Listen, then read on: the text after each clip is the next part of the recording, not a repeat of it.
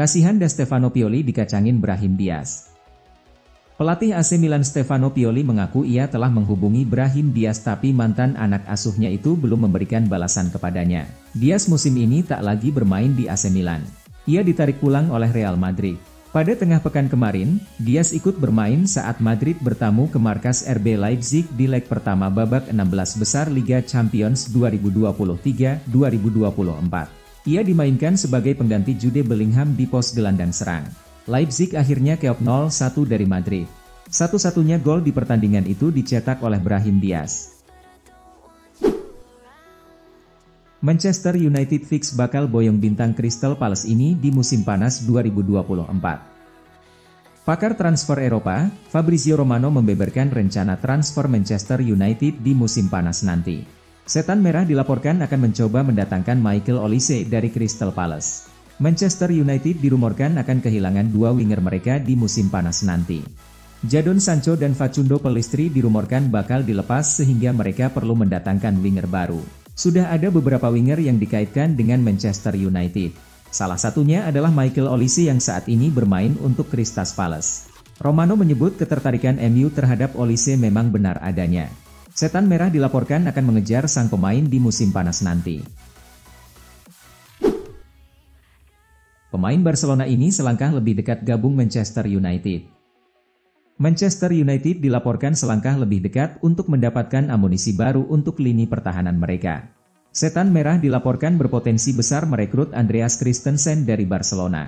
Manchester United dilaporkan akan belanja bek tengah baru di musim panas nanti. Stok bek tengah mereka cukup tipis ditambah dengan mereka berpotensi ditinggal Rafael Varane, sehingga MU butuh amunisi baru di lini pertahanan mereka. Setan Merah sudah memiliki beberapa nama yang jadi incaran mereka di musim panas nanti. Salah satunya adalah bek Barcelona, Andreas Christensen. Mundo Deportivo melaporkan bahwa Manchester United berpotensi besar mendapatkan jasa sang bek, karena Barcelona sudah menawarkan langsung sang pemain ke meja mereka. Sekarang disayang-sayang fans AC Milan, Matteo Gabbia ogah besar kepala. Bek AC Milan Matteo Gabbia mengaku enggan besar kepala dan fokus saja untuk terus tampil apik di lapangan meski belakangan ini mendapat banyak pujian dari fans rossoneri. Gabbia selama ini dikenal sebagai spesialis cadangan di skuad Milan dan tak mendapat perhatian lebih dari fans rossoneri. Pada musim panas 2023 kemarin, ia akhirnya dilepas ke Villarreal selama semusim dengan status pinjaman. Pasalnya ia kalah bersaing dengan bek lain macam Fikayo Tomori hingga Malik Thiaw. Namun Rossoneri kemudian mengalami badai cedera di lini belakang. Milan akhirnya memulangkan Gabbia pada Januari 2024 kemarin. Bek 24 tahun ini kemudian jadi langganan lini belakang Rossoneri. Frenkie de Jong in, Casemiro out, MU. Rumor kedatangan Frenkie de Jong ke Manchester United nampaknya akan menjadi musibah bagi Casemiro. Sang gelandang dikabarkan akan dilepas jika gelandang Barcelona itu merapat. Sejak bergabung dengan Manchester United di 2 tahun yang lalu, Erik ten Hag memang dikabarkan sangat menginginkan De Jong. Mantan pemainnya di Ajax itu dinilai bakal membuat sistem permainan Setan Merah bekerja dengan optimal. Di musim panas ini, peluang Manchester United untuk merekrut De Jong terbuka lebar. Karena sang gelandang dilaporkan jengah dengan Barcelona dan ingin pindah klub. The Express melaporkan bahwa MU bakal benar-benar serius merekrut De Jong di musim panas nanti. Mereka bahkan siap mengorbankan Casemiro agar transfer ini jadi kenyataan. Meski bertepuk sebelah tangan, Kieran Tierney masih ingin balikan dengan Arsenal. Sebuah asa diapungkan oleh Kieran Tierney. Bek Real Sociedad itu mengaku masih berharap bisa kembali ke Arsenal. Sejak musim panas kemarin, Tierney merantau ke Spanyol. Ia dipinjamkan Arsenal ke Real Sociedad selama 1 musim. Ada sejumlah alasan mengapa Tierney dipinjamkan ke Sociedad. Selain karena riwayat cederanya yang kurang apik, ia juga kalah saing dengan Alexander Zinchenko dan Jurrien Timber. Ketika ditanya apakah ia masih punya masa depan di Arsenal, begini jawaban Tierney. "Jujur, itu pertanyaan yang sulit untuk saya jawab," ungkap Tierney kepada The Daily Mail. Bau-baunya di PHP Mbappe, Real Madrid kejar Marcus Rashford. Klub La Liga, Real Madrid mulai menyiapkan rencana cadangan jika mereka gagal mendapatkan jasa Kylian Mbappe. Los Blancos dilaporkan akan mencoba merekrut Marcus Rashford dari Manchester United sebagai gantinya. Sudah menjadi rahasia umum bahwa Real Madrid ingin mendatangkan Kylian Mbappe di musim panas nanti. Mereka ingin penyerang PSG itu jadi amunisi baru untuk lini serang mereka. Namun belakangan ini progres perekrutan Mbappe berjalan kurang lancar. Terbaru, sang penyerang dikabarkan ragu pindah ke Bernabeu setelah penawaran Madrid dianggap terlalu kecil untuknya. Dilansir Real Madrid Exclusivo, Real Madrid mulai menyiapkan opsi penggantinya. Mereka berminat merekrut Marcus Rashford dari Manchester United. Tes hoki, Juventus coba pinang Toni Kroos. Ada manuver menarik yang dilakukan Juventus. Si Nyonya tua berencana untuk merekrut Toni Kroos di musim panas nanti.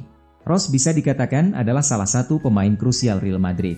Ia sudah menjadi jenderal lini tengah Los Blancos dalam satu dekade terakhir. Kontrak Kroos di Bernabeu habis di 30 Juni 2024 mendatang.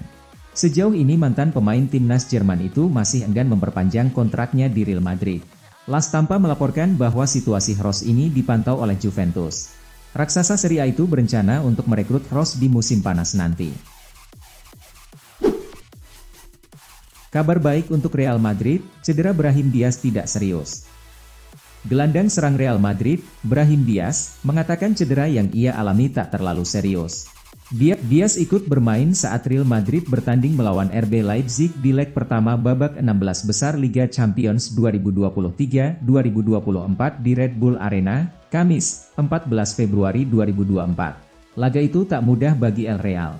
Namun pada akhirnya Leipzig sukses dikalahkan dengan skor 0-1 oleh Madrid. Satu-satunya gol di pertandingan itu dicetak oleh Brahim Diaz. Pemain berusia 24 tahun itu mencetak golnya dengan apik. Banyak pujian yang kemudian dialamatkan kepada Diaz. Ex-kepala Akademi Manchester City bakal gabung Manchester United.